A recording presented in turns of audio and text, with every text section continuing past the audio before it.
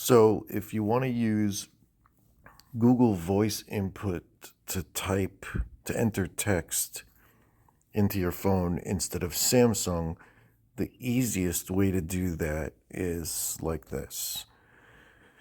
Open up anything where you have to type and click on the voice button or the microphone button, and then click on settings, and you have to give it permission. So if you disable it, it will default to what's next. And what's next is the Google Voice input, which is far superior in my opinion.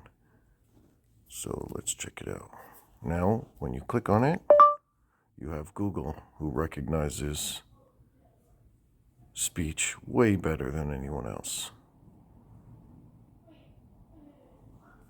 And it just messed up and wrote beach. Haha.